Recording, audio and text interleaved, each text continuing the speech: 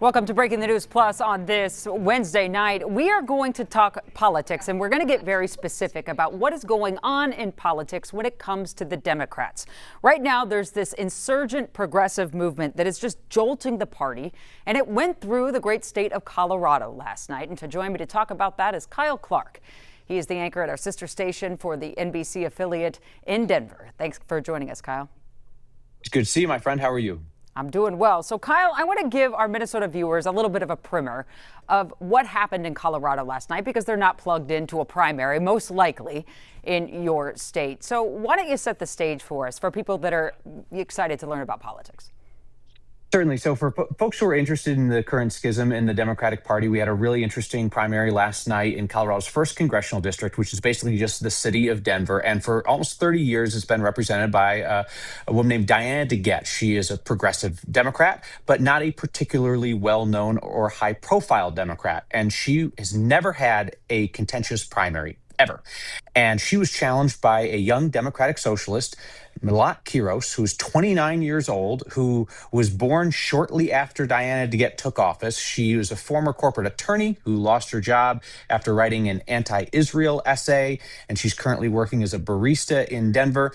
And she put up a hell of a fight against Diana DeGette, almost kept her off the ballot by organizing very well at the county caucus here in Denver.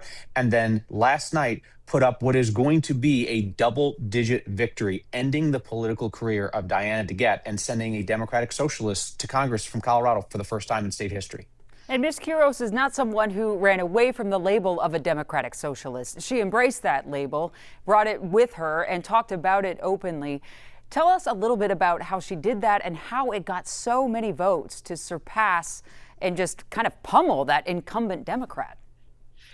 So I think what is interesting about Melat Quiros is much like New York City's Democratic Socialist Mayor Zohran Mamdani, she is an excellent communicator. She is an exceptional communicator, and she can talk about ideas that are sometimes outside of the mainstream of American politics, which some of the DSA ideas are.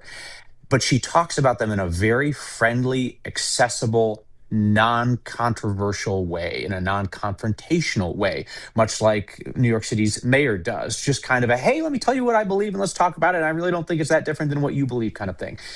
She's a very gifted communicator, and she's leaned into every bit of the DSA platform, right? Sometimes I think that Mayor Mamdani in New York kind of picks his battles, right? You know, he'll fight on this front, fight on that front, and then he'll just kind of let the establishment have their ground here, there, and everywhere. And maybe it's because as mayor, he'd be in an executive position. She'd be in a legislative position as one of 435 in Congress. But she fights on every piece of turf. I mean, she is willing to go to the mat for every core principle of democratic socialism, but she does so in a very friendly and accessible way. She got a lot of criticism about her views around Israel, and she was called an anti-Semite by some of Diana DeGette's allies. She said some pretty provocative and controversial things about her views on Israel and the Palestinians, but she's willing to describe those views at great length and nuance, which I think in a primary process where voters get a lot of exposure to a candidate, I mean, she was just running essentially to be the congressperson for a city. They got to hear those views at length if they wanted to. And I think some people gave her credit for the nuance that exists in views that others described as anti-Semitic. Kyle, do you think it's fair for America to look at what happened in Colorado last night and take notice of this insurgent far left, or not even far left, just the whole idea of DSA? It has a reputation depending on where you go when you just drop the label, but does it have nuance to it? And did you see that in Colorado? What I saw in Colorado was, again, a very gifted communicator who took the ideals of DSA and said to Democrats, this is what you believe. Whether you want to call it democratic socialism or not, this is what you believe. This is what we believe, she said to Democratic primary voters, and it really resonated with people. Her argument against Diana DeGette was not an argument based on age. I mean, she was endorsed by Senator Bernie Sanders. And it was not even an argument against incumbency. It was an argument against inaction. It was Diana DeGette has said she believes all these things for 29 years, and why don't we have any of them? Why don't you send me instead and see if I might be able to get some of those things? And implicit in that, or explicit in an interview with me, she said, the way we get these things is by wielding power. When a small group of far left progressives hold out in the way that far right Republicans have held out on a thin majority in the US House right now, you get concessions on your demands. And she straight up told me, she goes, that's the goal. The Wall Street Journal describes what happened in Colorado as a part of a theme that they call unrest in the Democratic Party. Would you go so far as to say the same? Yeah, I would say that there is unrest in the Democratic Party in the sense that what I hear from Colorado Democratic voters is that they don't just want somebody to talk about their goals. They want them to be about it, right? They want to see action. They want to see results. They at least want to see people who go down fighting, as opposed to Democrats who explain to them, well, here's the reason why we can't have this policy. And here's the reason why Republicans are blocking that. And here's the reason why President Trump has made this situation tough for Democrats. No, they want somebody who's going to get in there, roll up their sleeves, and get after it, and to do so without having to be ridden like a rented mule. Like they don't want to have to do constant protests in the street to get their Democratic representatives to act on their values, right? They kind of want, what was the line from the old Ron Popeil infomercials, right? Set it and forget it. They want set it and forget it. They want a fighter that they can trust is going to do that while they go about their lives.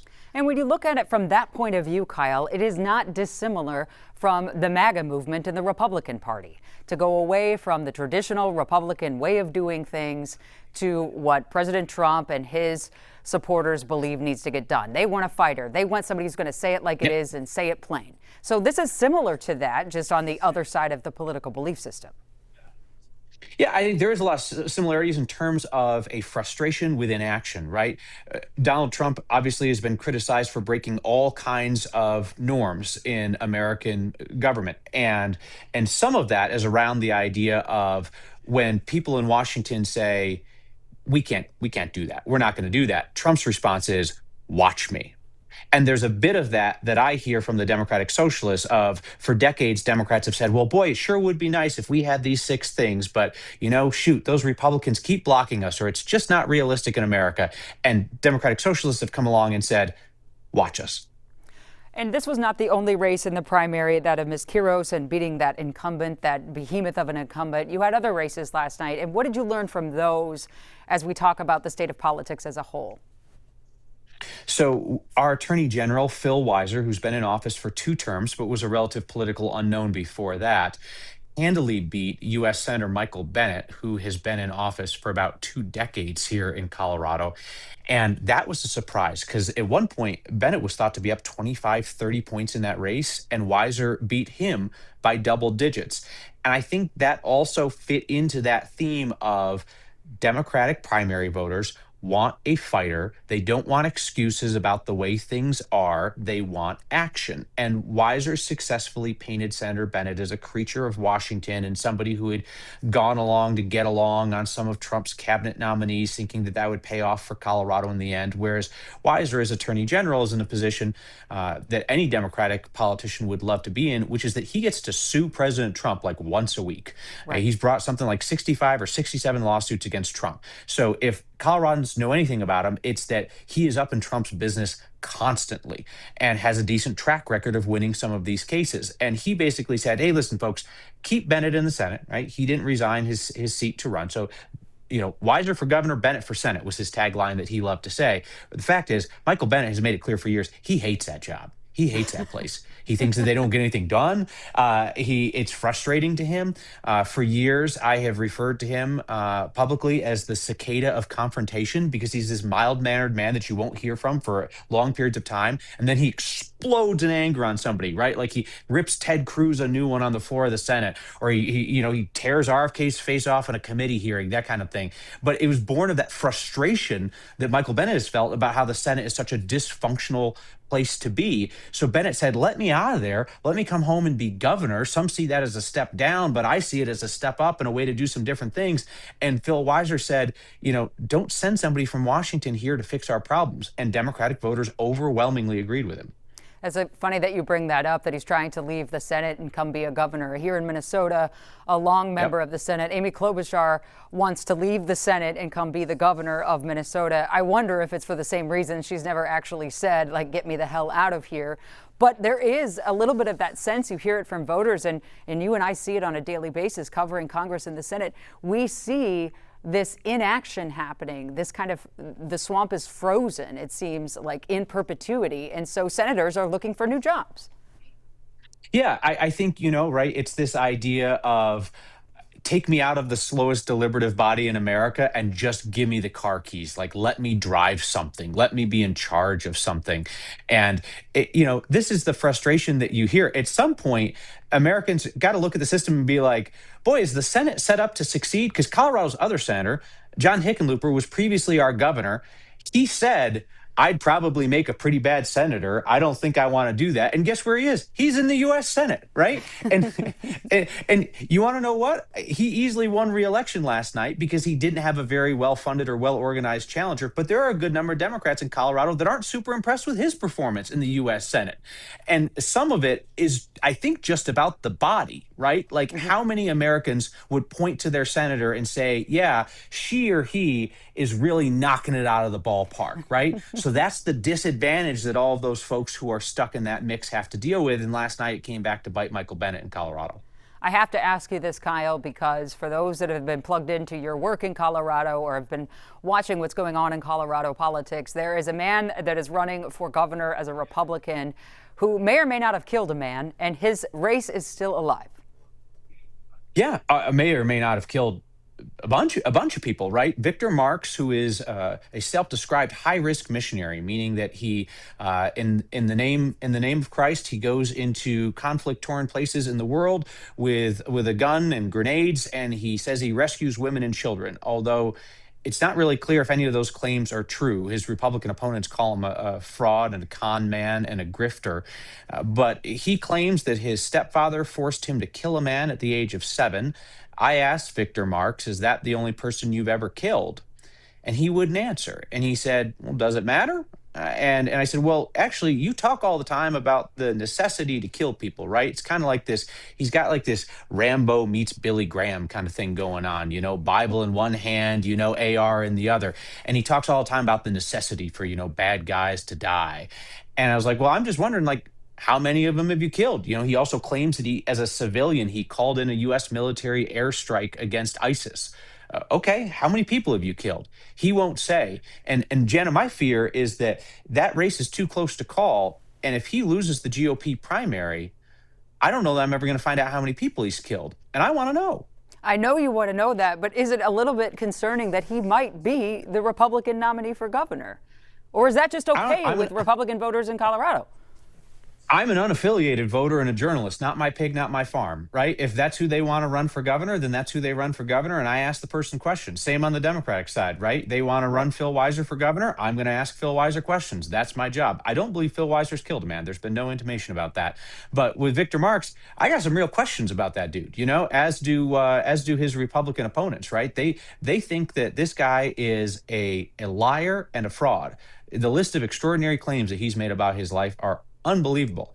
I've asked him that in a live debate, whether he's lived one of the most extraordinary lives in human history, whether all these claims are actually just lies. And he kind of danced around the question, and then he pointed to his service dog / military combat dog and said, my dog's been to Iraq and Syria. Are you calling my dog a liar? I was not calling the dog a liar. The dog seems very sweet and makes uncomfortable amounts of eye contact. I was asking him whether he's a liar and a fraud, and he didn't really directly answer the question. This conversation has given me all I could ever have wanted to learn about Colorado politics in just 20 minutes. Friends, if you do not follow Kyle Clark, you should. Check him out on YouTube. Check him out on the social pages. Check him out on Next on 9 News in Denver, Colorado. At KUSA. He's one of the best. And keep following these races through November because they're going to be something. Kyle Clark, thank you. You are most welcome. Keep doing great work. I admire you. Do the same as well. That's all for Breaking the News. Good night.